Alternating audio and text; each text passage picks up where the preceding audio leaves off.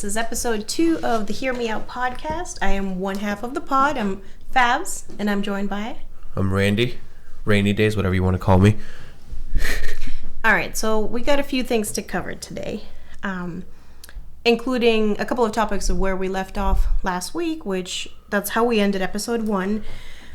And so I do have to say, today we will be mostly covering NBA. Mm-hmm. We're recording kind of in the middle of when all the NFL games are going on. Yeah.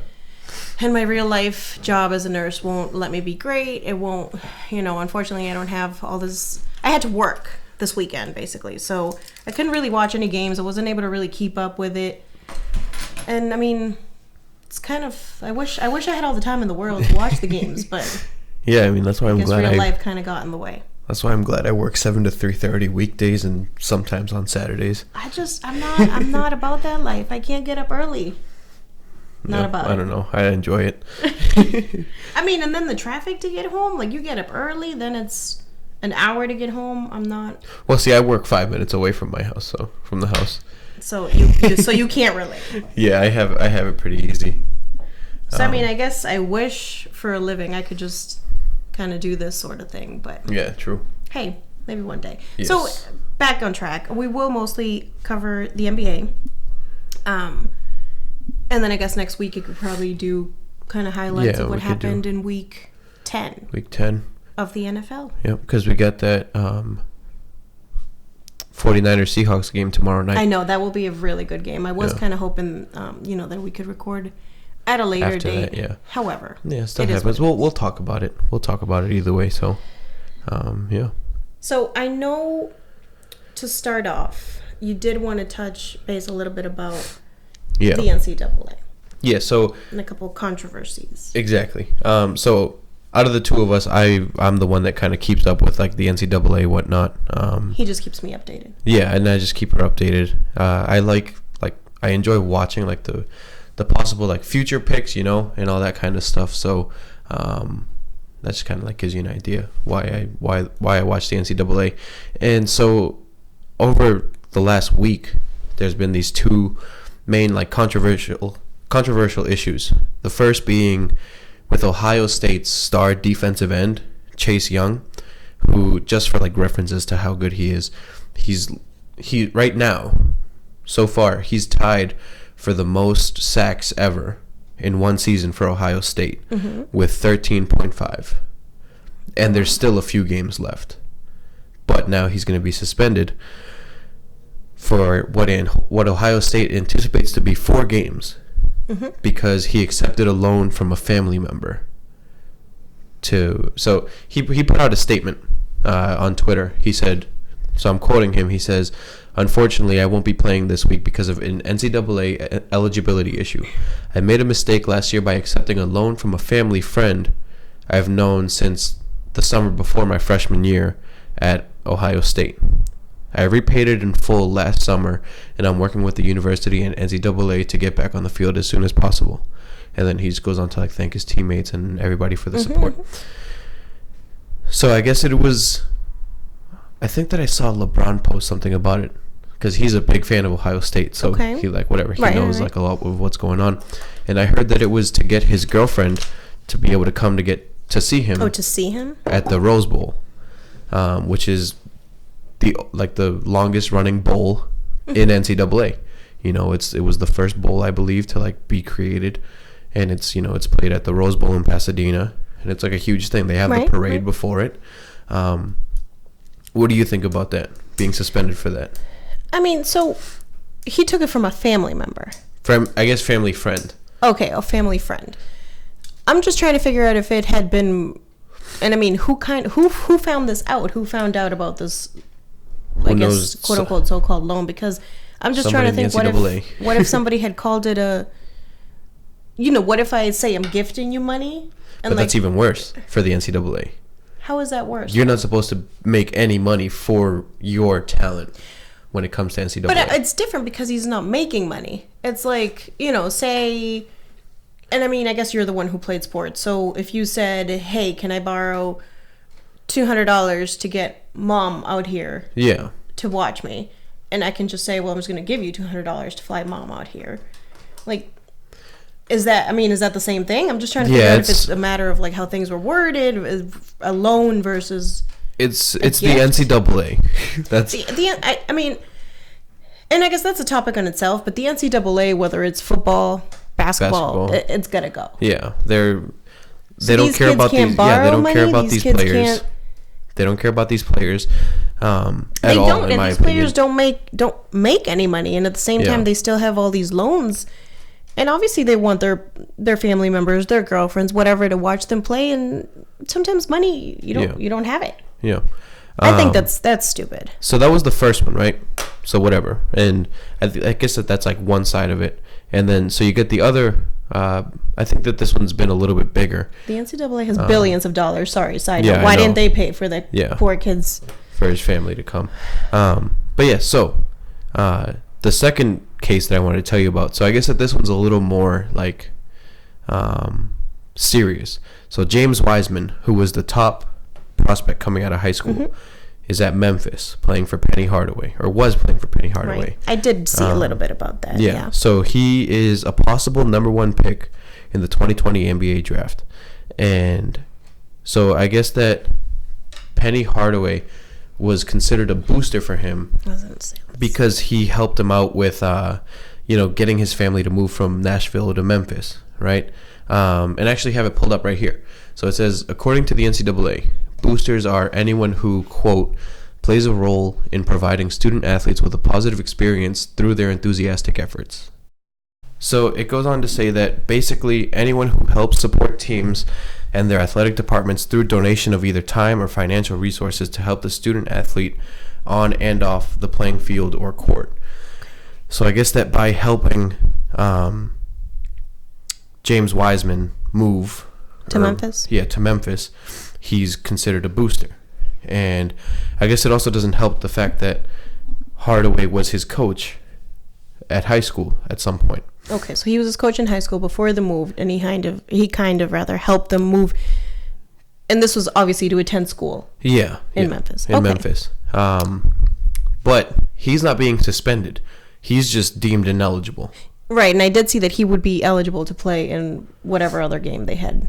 Yeah, so he did like an emergency something, let's call it an appeal for a lack of a better term. So it was like an emergency appeal that helped him get on the court that same night that he was suspended. Right. So he played, and then right after that, his suspension is upheld again. So he's still, not suspension, his ineligibility. But the weird thing is, they knew about this, and they let him dress the first game. They let him play the first game. That's what I was going to say. This is not anything new. So why is it coming up now? Why is it coming up after his first game? So I have no idea. I haven't really watched Chase Young much, so I can't really say much about him. But the fact that he's tied for the most sacks in one season for Ohio State, and they still have a few games left, says something of how good of a caliber player he is. And James Wiseman being a possible number 1 pick, I've seen his college highlights, because you know that basketball is my favorite sport to watch. So I've seen his highlights, I've seen everything, and Memphis had the top recruiting class this year going into this season. So I don't know. I think it's silly. I think they it's should stupid. Really. I mean, these young kids, they're teenagers still. Let them. I mean, they're just trying to do something to better themselves on and off the field, court, whatever it might be. And not even that. Think about it this way. The people going to see these games are going because of these great players. Right. Like these great 18-year-olds. Right. They're 18 years old and they're filling up. And they're still paying to get in there. Yeah, they're paying. And the kids are getting nothing. So it seems also like it's all about control. Yeah, 100%. The NCAA, they want to control everything. They got rules for the kids. They got rules for the schools, but they don't want to pay them. Yeah. And let's look at it this way, too. So, obviously, right now, you have, in the NBA at least, you have that one-and-done rule, right? So, college, the kids have to go to college at least for 1 season. In the NFL, it's different. They have to be there for at least 3. But this one-and-done rule, so you got, let's say 2 top players that came right out of high school. You got Kobe Bryant, you got LeBron James.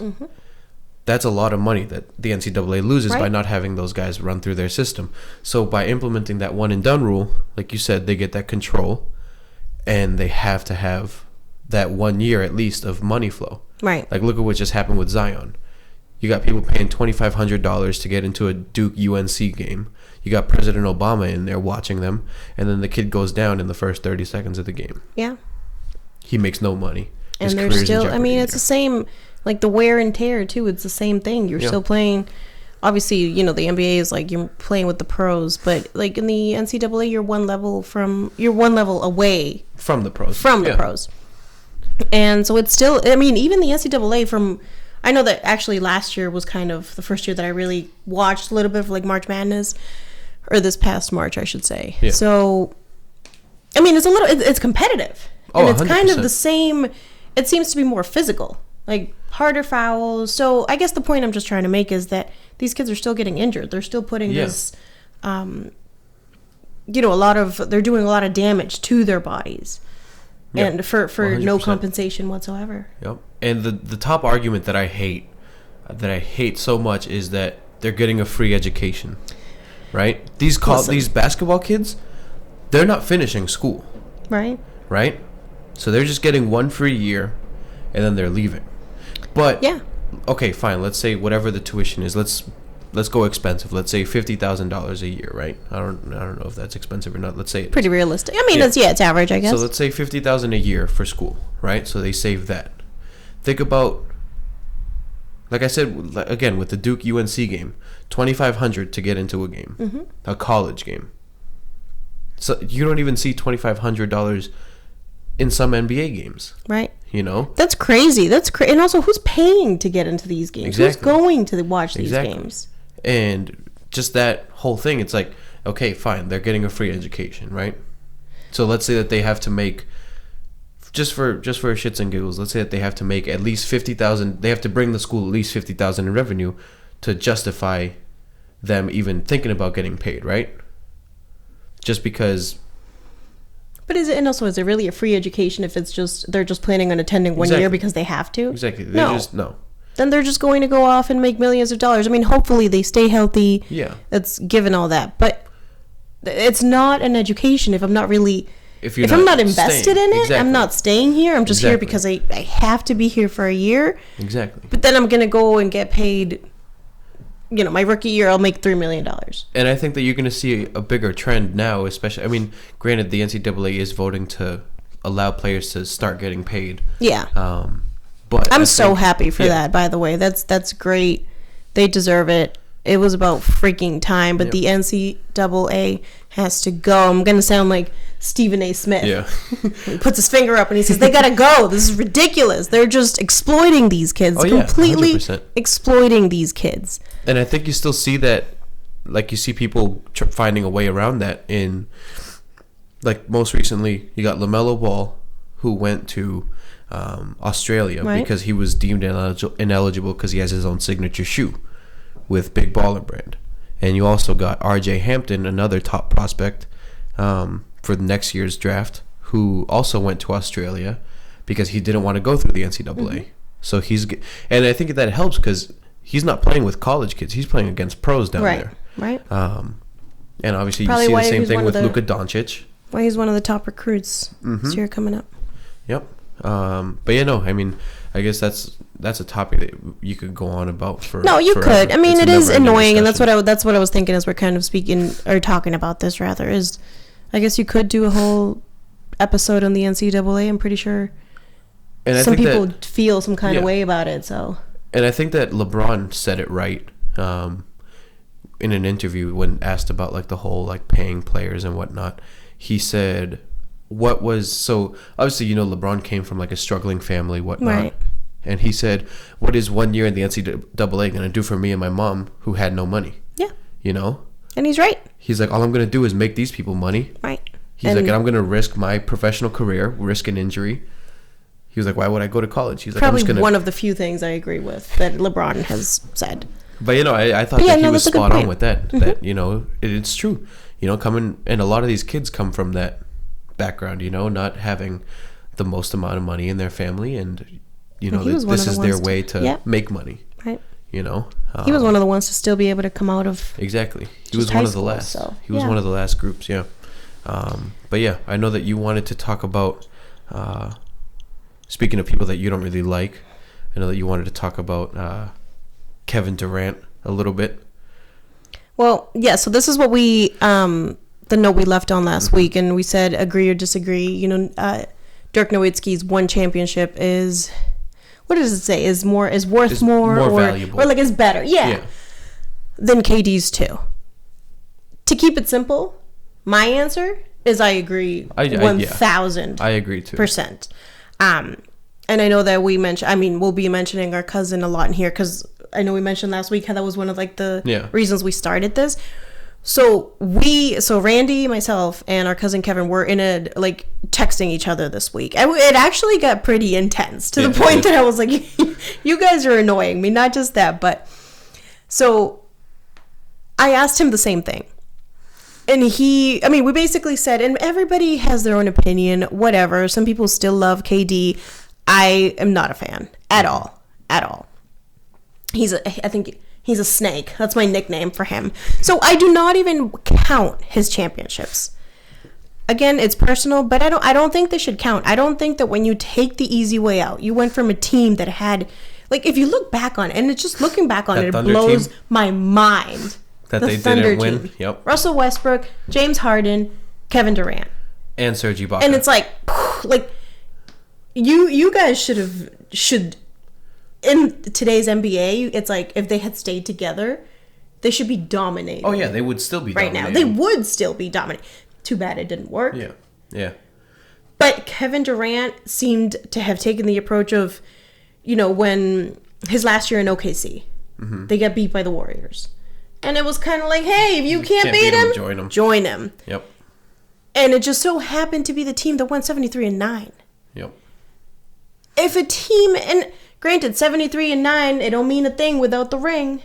Exactly. But you still joined the team that had the best regular season record ever. Yep. And you're like, hey, I'm one of the best players ever. They seem to need my help. I'm going to just go over there and join the two-time, or what was it? Has he been? I know he's two-time MVP, but once unanimous MVP. The only unanimous MVP ever.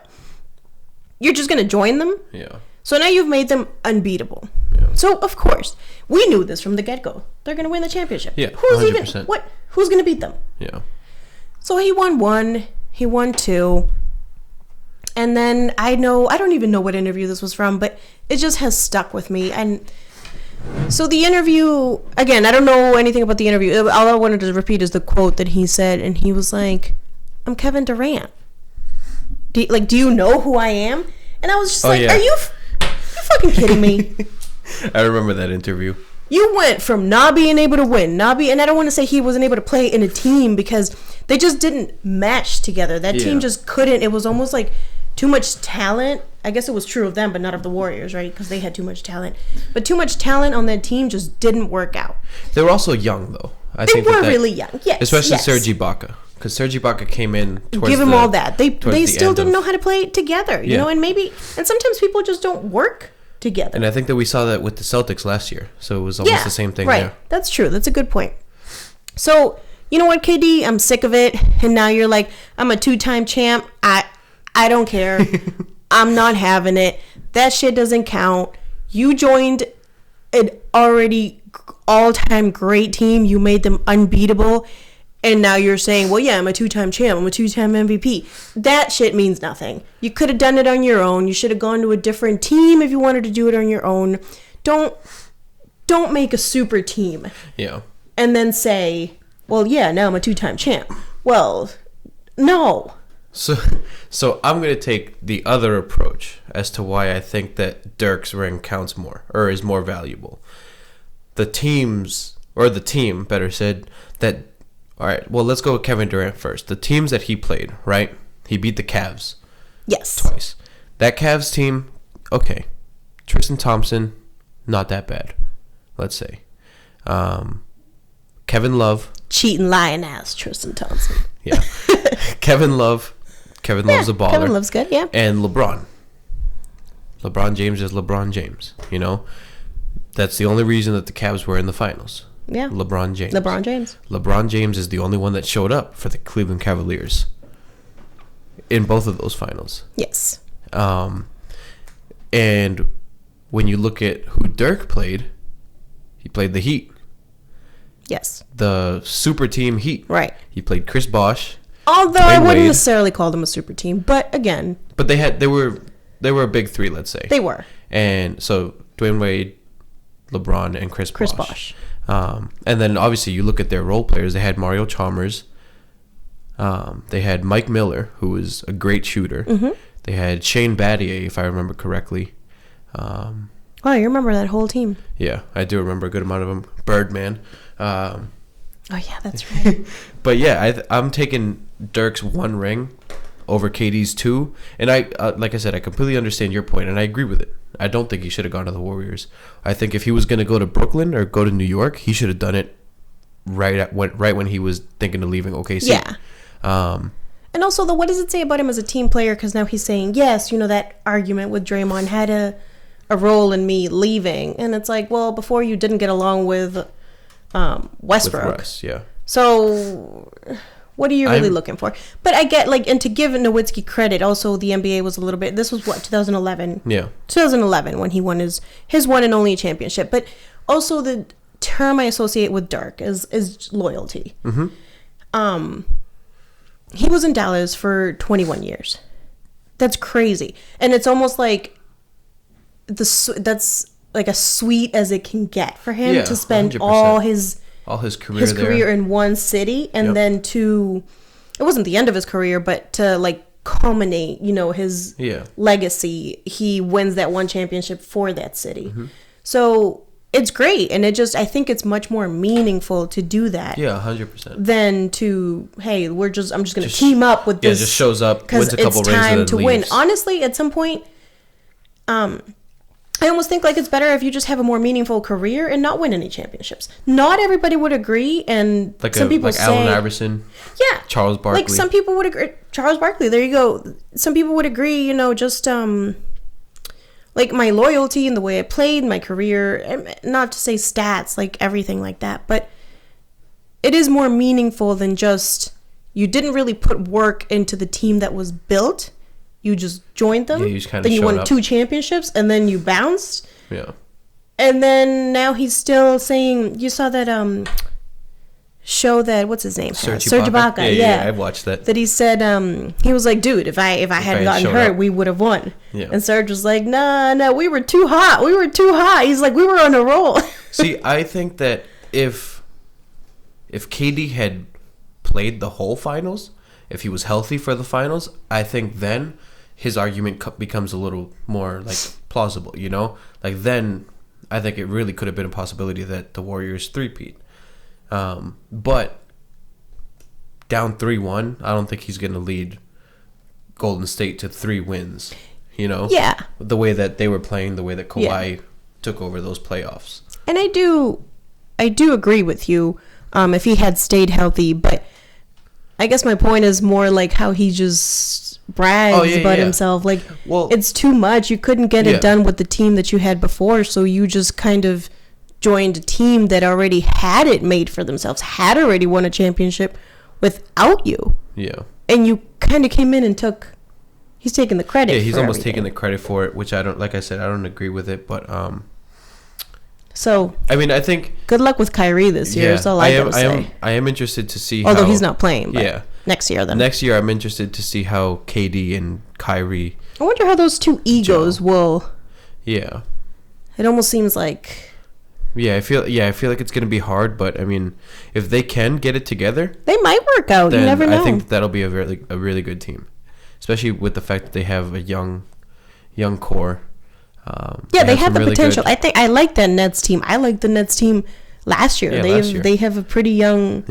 Yeah, they have a few young players that I think have potential, and now that they have 2 very talented players that joined their roster, I'm interested in seeing what they could do. They even got DeAndre Jordan, who is going to get you a ton of rebounds right? this year, or just in general. But I am interested to see how that works. Anything else you want to say about that topic? No. I think that kind of covers it. And this is where we kind of wanted people to chime in, like, and we did pick a very random, like, comparing KD to Dirk. Yeah. But it's kind of terms like that, and like, you know, Dirk just has 1 championship, KD has 2, but in my book, KD has. Yeah, I hear that. Has 0. Yeah. You haven't won anything. And like I said, like you said, I mean, that's up for debate. I think that people can definitely chime in. I know that not everyone's going to see eye to eye with those arguments that we just made. Right. But you can't fight facts. And the facts right now in this current NBA season are that the 2 top teams in the NBA just so happen to be the 2 teams that have the most NBA championships, have the longest running rivalry, the Lakers and the Celtics. Which, by the way, okay, so here's what my thing right off the bat.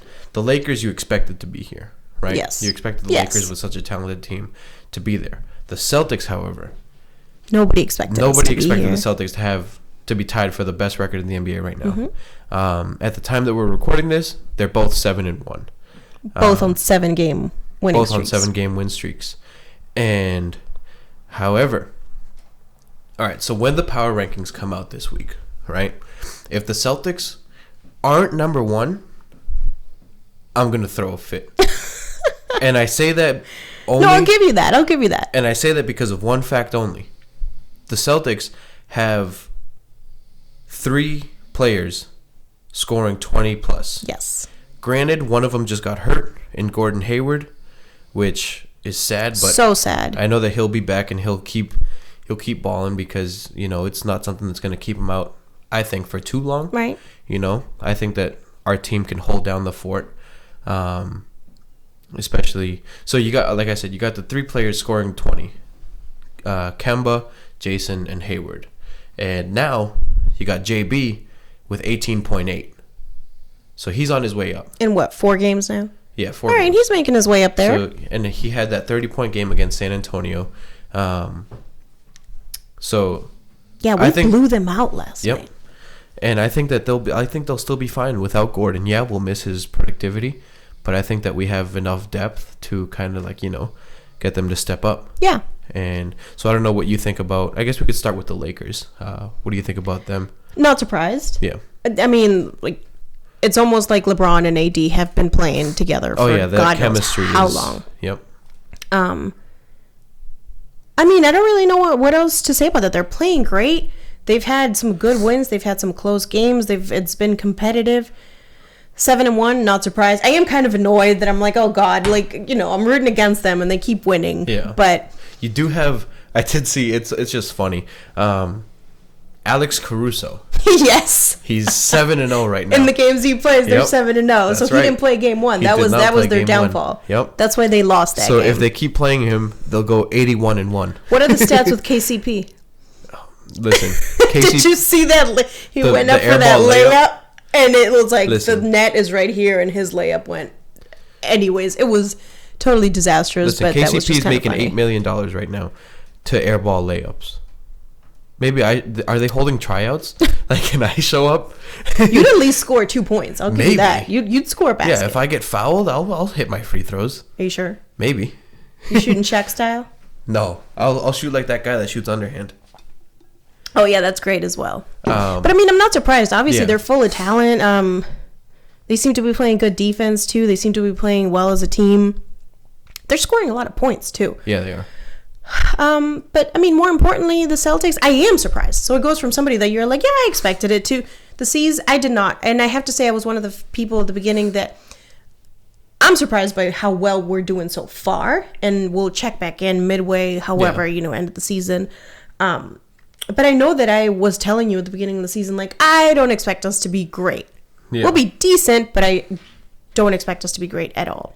I think so. Yeah, I did not expect us to be great, but turns out we are doing better than expected. And I know I have seen, like you mentioned, 3 guys that we have averaging over 20 points a game. The last time apparently that we did that was the year that we won a championship. We won the championship. And I think before that it was similar results, like us winning the finals, or I think at one point it was also like we lost. Yeah. Yep. But I think at one point it was also like Eastern Conference finals. Yep. So either way, it's looking good so far. Tatum is looking so good so far. And physically too, but side note, no, but Tatum is playing great. Kemba is playing.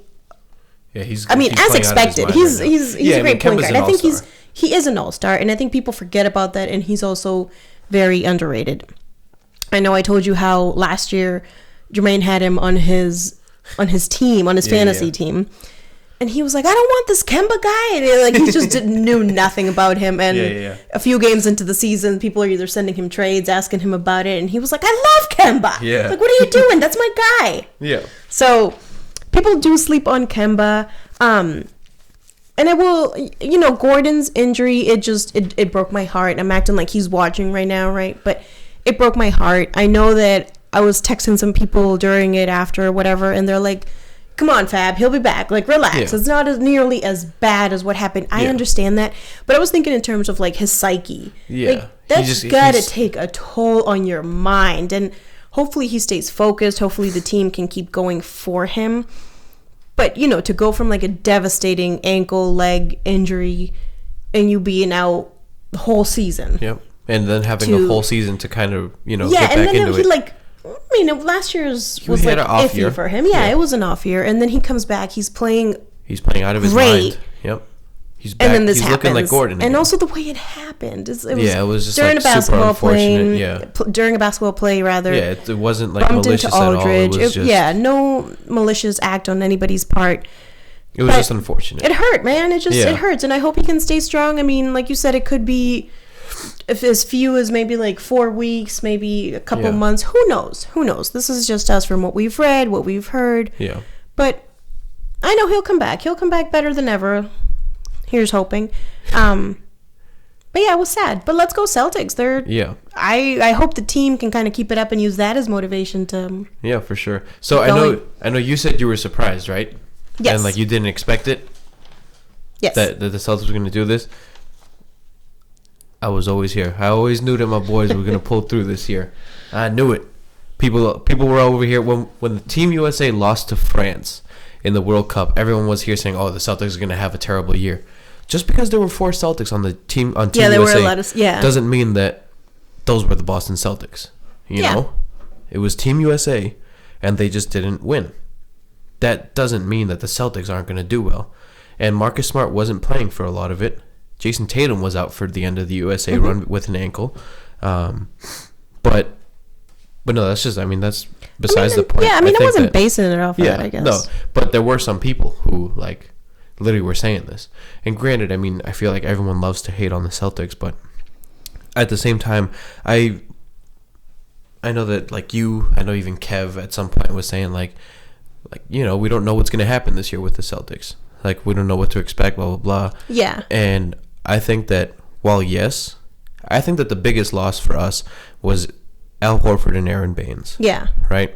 Just because of, like, their defensive presence. Wise, because I think that Kemba's a pretty good replacement for Kyrie.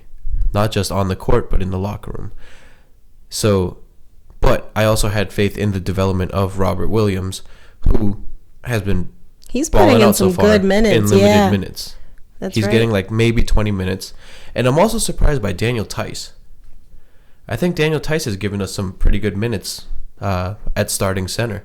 Defense has been better than his offense, but I guess thankfully we haven't really. He does hit some threes every now and then too, which is good. He's made some good passes. I like what I'm seeing out of Tice so far. I didn't expect that from him specifically, but no, I always had faith in my guys. I said that we were gonna go. What did I say? You said 82-0. Yeah. And then I said 98-0 because of the playoffs and like the championship. But right now we're on pace for 95-1. So what is it? 95? Is my math right? You just said 98. So 97. So 97, yeah. 97-1. We're on pace for that. I'll take it. If we lose 2 though, I gotta have a talk with Brad Stevens. Gotta make some changes around here. Gotta talk with our boy Brad. Yep. Our defense, and also I have to say our defense. Last year for a lot of the season we were first. Yep, and I think that so far we're not doing that bad either. No, I think we're 4th if I'm not mistaken. Yeah, so we're up there. Not bad. Yep. We're still we're doing great offensively, and that's with us even have like a like legit like starting center position. Tice has kind of just been Cantor has been hurt. filling in, but and I know he's taking his time too. He said he didn't want to come back too soon. Yeah, too soon with like the season being so long, and I think that the Celtics even told him to kind of like take his time. Take his time, which is fine. Hey, we're 7-1. Yeah, I mean, hey, you got obviously Daniel Tice. You got the Time Lord giving you those great minutes. He had 6 blocks against the Spurs. And he even led a fast break. I don't know if you saw that. He blocked a 3-pointer. Yes. Grabbed it, took off. And it was like 3 touches. Kemba. Yes. Kemba just tapped it back to Javonte Green. That was a great play. Just slammed it. So him. And then you got, surprisingly, the rookie out of Tennessee, who you know I love, Grant Williams, has been giving the Celtics really good minutes, too. He's not putting up many points, but I don't think that that's why he's here. I think he's here to be almost like a Marcus Smart. You know, he does like the defensive effort. He's going to be on the floor for 50-50 balls. I love Grant so far. I want to see Romeo a little more. Yeah, you did just say Langford will be. Yeah, he just got recalled back from the Red Claws with Gordon's injury. Hopefully Carson Edwards can get into a rhythm. He picks it up a little bit. I think that he's just been like a little nervous and he hasn't had like consistent playing time. But yeah, and other than that, I just think that the guys got to keep playing how they've been playing. You got Kemba balling out, Tatum. You can see that leap that Tatum made. I liked. He has been. I like the consistency I'm seeing so far. You know that's kind of what I like to see. I like his shooting. He seems to just be he's just letting the ball roll. He's just letting it go. Yep. He's confident in his shot, and I said plenty on him last week, but I know Jaylen Brown has. What I've seen so far, he added a few moves to his arsenal that I hadn't seen before. Like against the Spurs, he had one specific play where he crossed over from his right to his weak hand to the left, drove it, and got the bucket plus the foul. Again, work won't let me be great. So this week I have been so out of my professional sports watching career. You know, I watched the game yesterday, and then I watched the replay today.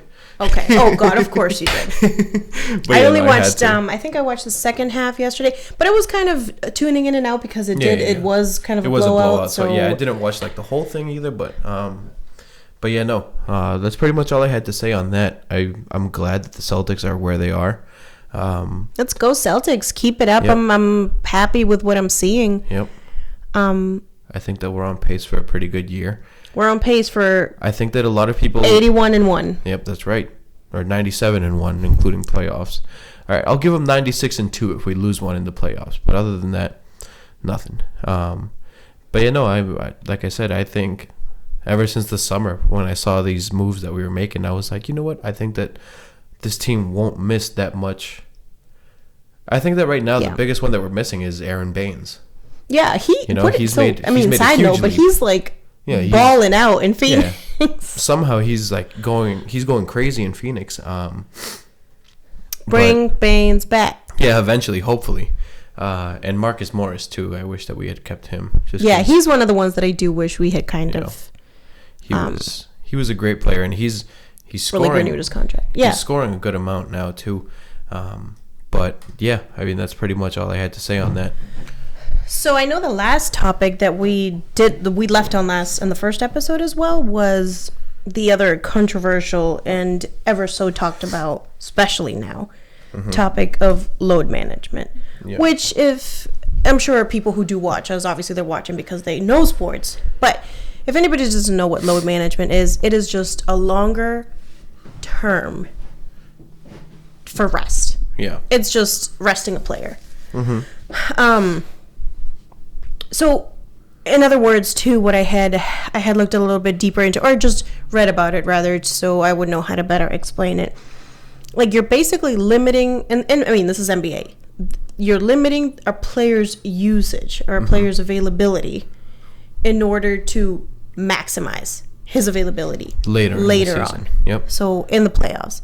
Resting him during the regular season so that in the long run, he's available to you.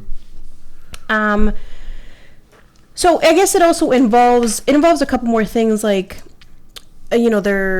when they travel with the team, how many minutes, or actually, no, that's one of the things I wanted to touch on. It's not like just limiting a player's minutes. That doesn't really have much to do with it. Yeah. But it affects everything, like when they travel with the team, it just, I guess, to name that. So, and I guess they're usually pre-planned for at least, a couple players who are taking part in it. And it tends to be like if they have back-to-back games, they'll just take one of those games off. And it's controversial now just because it's being done so much more. Mm-hmm. I know that, back, or even just a few years back, it was just kind of, I think it was all not started by, but it was like a theme that Popovich like popularized when he was resting sometimes his most popular players, his stars, Ginobili, Parker, Duncan, and I mean, he's Popovich. I don't know necessarily that he gave a reason, but before it would just be listed as like DNP, like did not play, rest. It's just rest. And now it's just load management. Yep. And I know for some players it's even or talked about rather being worked into their contracts. Yep. For example, I mean, the leading example everybody, myself and everybody could probably think of is Kawhi. Mm-hmm. He played 60 out of 82 games last year. And then the games that he played, he was wonderful. And then he ended up leading the Raptors to a championship. So, I guess what we're trying to bring up or what we're trying to talk about, is it a good thing? Is it a bad thing? And I guess it kind of depends the way you're looking at it. Because you could look at it from the angle of, you're a player. You could look at it as a coach, or you could look at it as a fan. Mm-hmm. So, what do you think? Because part of me thinks that it's kind of ironic, like, we're resting you now and maybe sacrificing a win. Yeah, but when we're in the playoffs, down the long run, we're going to need you. But also, are you certain you're going to make it to the playoffs? Yeah, and I feel like that's a luxury that only some teams have to like rest players. Yeah.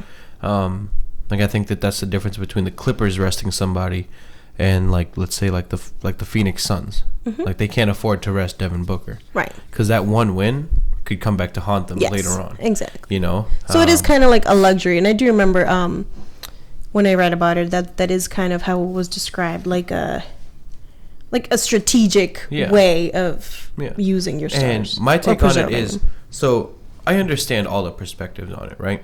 I understand like from the NBA's perspective wanting these people to play because they get their money. Mm-hmm. I understand from a team's perspective wanting to rest these guys because they're thinking about championships. Right. And I also understand from a fan's perspective wanting to see these people play because you're paying to see them play. Right. Right? I did see what Stephen A. said. He was like, it's different if it's a local game against, a bum team, let's say, mm-hmm. right? That's different from a TV perspective. So that's what I'm going from right now, with like national, like a TV perspective, right? So on local TV against the crappy team, okay, I understand like taking a night, right? But on national TV against, let's go Kawhi again. This past week, he rested against Milwaukee. Yes. On Milwaukee's one and only visit to the Staples Center to play the Clippers.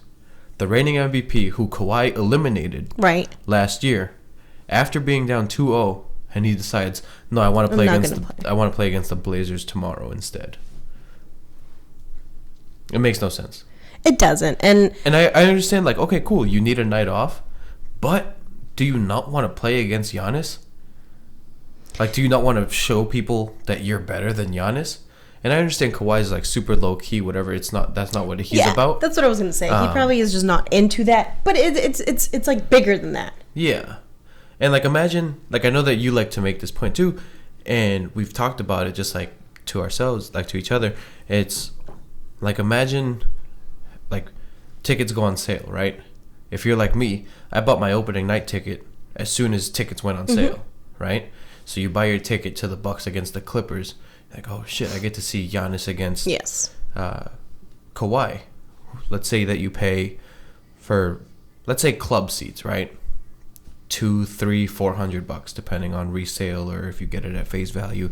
Courtside in the thousands, right? Let's say if you're getting it resale, just to find out that you don't get to see Paul George, which you already knew going into the season, and now you don't get to see Kawhi. So now you're pretty much paying $1,000 to see the same Clippers team from last year. You know, to see Patrick Beverley's Pat defense. Bev, Lou Williams, Montrezl Harrell, and granted, they're all ballers. Yeah, and I mean, as basketball fans, you and I wouldn't mind to watch that.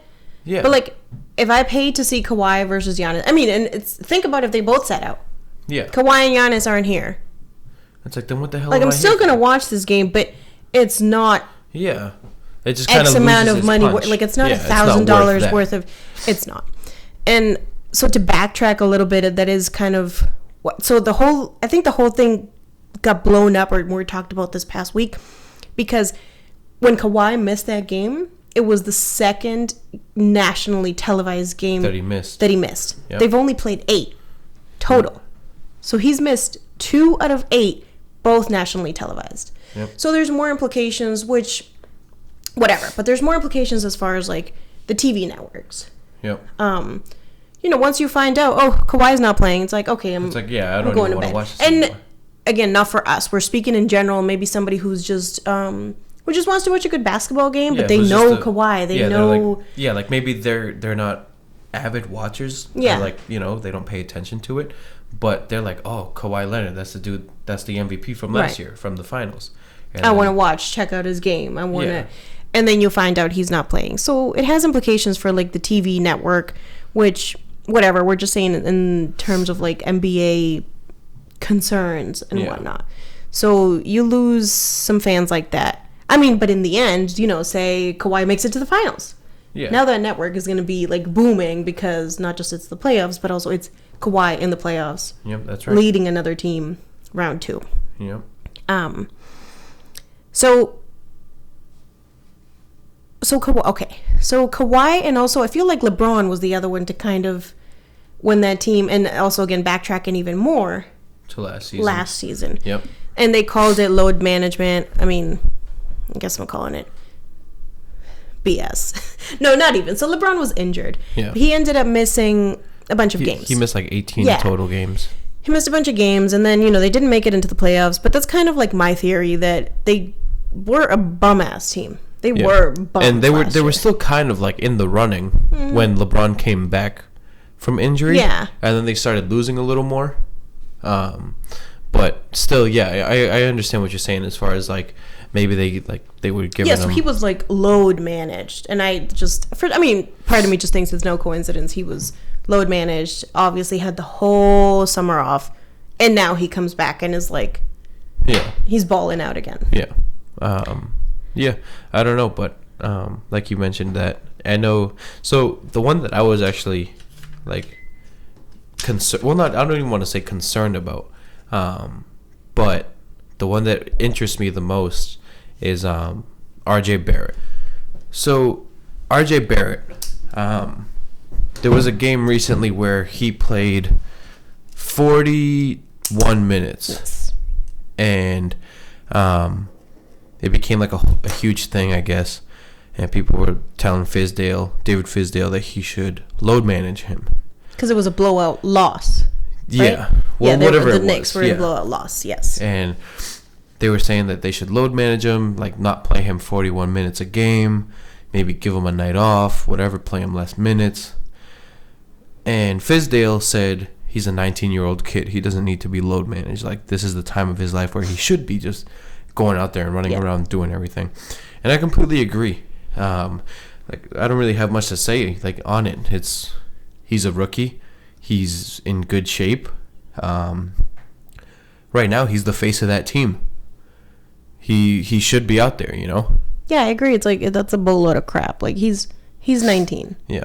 And I mean, I'm pretty sure that if he needed rest, he would tell you. He would say it. I mean, I think LeBron said something similar this week. Like, I don't remember obviously the exact quote, but he said, as long as I can play, I'm playing. And he said, I got about 45 years to not play basketball. Exactly. And it's true. I mean, after what he did last year, So I guess maybe it is just Kawhi, and I know that he has some. Yeah, he's got. What is it, like his patella? Yeah, like all that so stuff. it's legit. Nobody's saying no. And you know what happened this week with, like, I guess the team said he was fine. Yeah, and then they tried to backtrack and say that he's had problems. Right, like he's had ongoing issues. And then that game that he played, that you said, was it against the Blazers? Yeah. His post-game interview, he's like, well, I feel great. And it's like, well, what is the story? Yeah. What is the story? Like, can somebody just tell us what's going on? And I mean, just another interesting point that to kind of go off of how load management is a thing now and how there are players who maybe back in the day could have benefited from it. Yeah. Derrick Rose could have been one of those players that's like, what if load management was a thing? Yeah. And I could be so wrong on this, but I believe his injury was like 2011, 2012. Yeah, it was and he was anticipated to miss X amount of games, and then he ended up being longer. It was like a terrible recovery for him. Yep. And so back in the day, in those years rather, it wasn't looked at as I'm being load managed to prevent my injury or to preserve myself. It's more, and this is an article I read in which there was a quote by Derrick Rose that he said back in the day was just kind of looked as like, I'm being lazy. Yeah. And I will give him that you're like, well, why isn't he playing? He's supposedly not injured anymore. Yeah. Why? He's early 20s. He can play. And it's like, we never really know what somebody's going through. So to me, it just seems like that could have been one of those situations in which load management could have been a wonderful thing for this guy. Just think of what 100%. he could be, what he would be like. He was the league's youngest MVP. Yeah. And I mean, he is kind of like at a point now where he's been playing really well. Yeah, it's like he's making a comeback. Like, and I like what he's doing. I mean, yeah, 100%. But I guess there's just an instance of, I mean, so I guess to sum it up, like there's good ways of using load management and there's bad ways. Yeah. And I'm reiterating right now, but also another point I wanted to make as far as like from a player's perspective is that you want to get paid. Yeah. You know, what if next year it's a contract year? You want to, maybe you should be load managing yourself this current year so that you can maximize your, not just your availability, but your value, how much you're going to get paid. I know that DeMarcus Cousins was used like as an example of how he, and I don't even know where his like recovery stands, but he could have gone like made big money and he just suffered like one devastating injury, came back, like made a great comeback, credit to him. And then he just came back to get hurt again. Mm-hmm. So maybe players like that are the players that should be load managed. Yeah. Coming off of like major injuries. Yeah. And yeah, I mean, same thing like you said, as far as like a fan, I don't want to see, it's not the same. I don't go to the same, I don't go to the game with the same view, I guess, or with the same attitude as if, you know, if we go to a Celtics game and they're like, well, Kemba and JT are both sitting out today. And it's like, well, yeah, I mean, I love the Celtics. I'm still going to watch, but like, are my tickets really worth this much? And it's almost like fans should be given an option of a refund. I know it's not realistic. I know that. You're paying for the game. You're paying for the experience.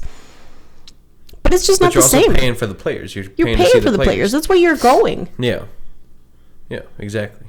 So, I mean, there's much to be said about load management. It's like, I feel like it's so controversial. It is one of those topics. Like endless debate. Yeah, it's been on First Take this whole week. Yeah, 100%. But you know, I feel like that's just like the NCAA. It's a debate that could go on forever. But yeah, I don't know. I think that Kawhi should. I mean, like if Kawhi is hurt, then yeah, take your time. You know. But I also think if he's healthy, if he's healthy, then play. Yeah. I think it's that simple. Didn't you say to me rather, how was it you or was it Kevin that said maybe he's waiting for PG because PG's supposed to make a comeback, I think this coming week. Yeah.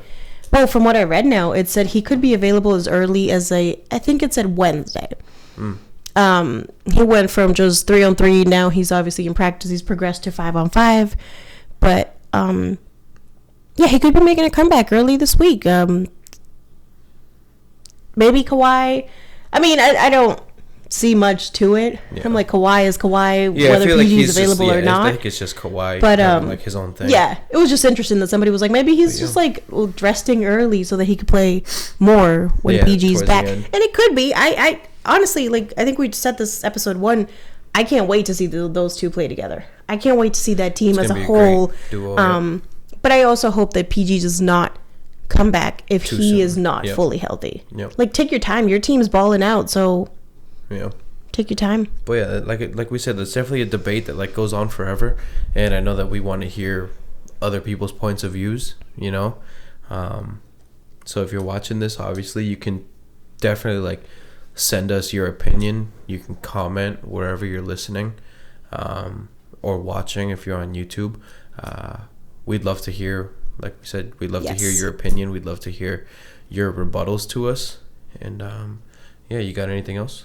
No, I just want to say thank you to, you know, whoever did tune in for episode 1 or listened, watched, whatever. I know we got some feedback. I know people were sending us a couple comments. Like, thank you for the love. Thank you for just showing some appreciation. Thank you for spending a whole hour listening to us. I don't have Facebook, so I don't see it, but I sent it to her. Yeah, but she sends it to me. She shows it to me. So, yeah, we do appreciate it, really. Like we said before, this is just kind of like the conversations that we have normally. And usually it's with Kev, too, like over text. But, like, for us, we always have these conversations in person, too. So, I mean, this is, like, just us being genuine with each other and just kind of, like, we're like, hey, let's put a camera and some microphones in here and let's see what happens, right? But, yeah. Thank you guys, obviously, for listening and watching the first episode. We hope that you continue to watch these, listen to these, give us feedback, and just, like, grow with us. And give us some topic ideas, too, you know, like, for sure. It's not, we're not following a strict guideline, per se, you know, episode 3, we're going to do this, episode 4, we're going to do this. It's kind of like what we come up, or what is going on during the week, or during that week of sports. Exactly. I know this week we did want to cover what we had ended on, like KD and load management, but hopefully next week, by the time we do record, we're able to incorporate a little bit more NFL. I know that there have been crazy games, several upsets this week, NFL wise, and so we'll definitely we'll recap. Yeah, we'll recap those, and we'll get into those just to mention, you know, or mention a few from week 10. But yeah, so thank you for tuning in. Episode 2. Hear me out.